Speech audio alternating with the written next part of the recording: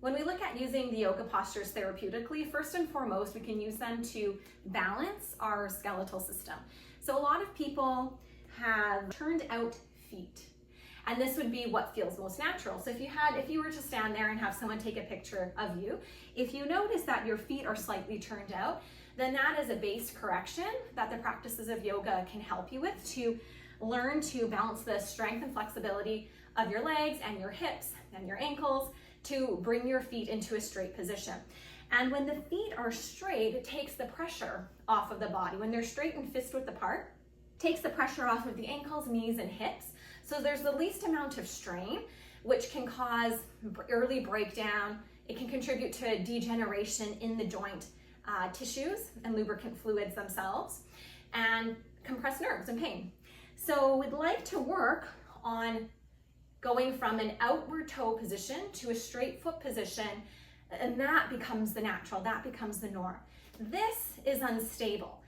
The buttocks are tight relative to the inner hips. The inner hips end up a little overstretched and loose, the buttocks end up tight, and that's why we're pulled naturally in this position.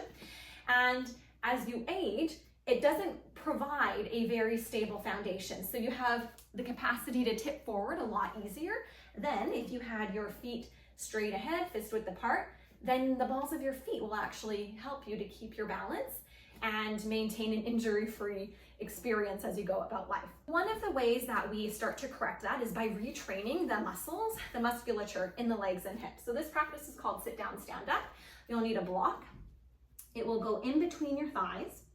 Depending on your anatomy, if you put a block, a standard size block, which looks like this, you have short edge forward and back. If you set this in between your thighs and your feet end up quite wide, then there are half size blocks that you can get, and you can utilize that.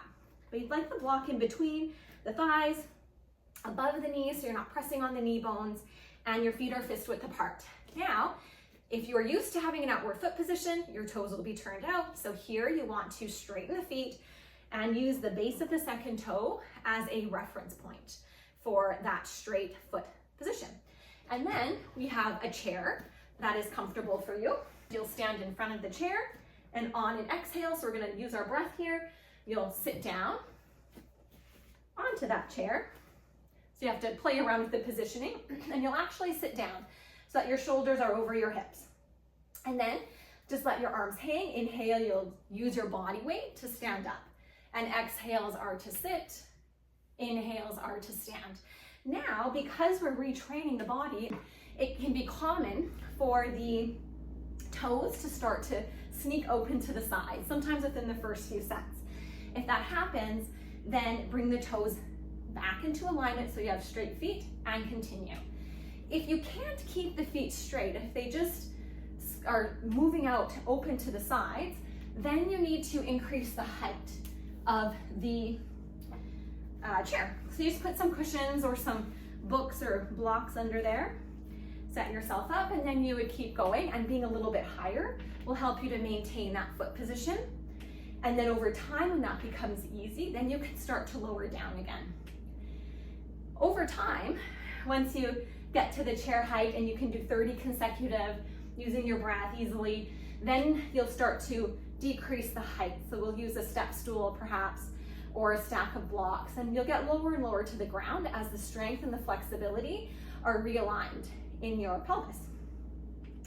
If you have any kind of nerve impingement, then sitting may aggravate that, sitting and standing. So again, you can increase the height, and even if you have a couple of cushions piled up here, even if you feel quite high, it's still very beneficial to work with the flexibility and the strength in this position and supporting your circulation.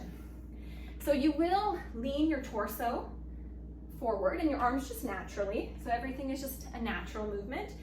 And aim to keep your spine straight, even as you're tipping forward, to use your body weight as support.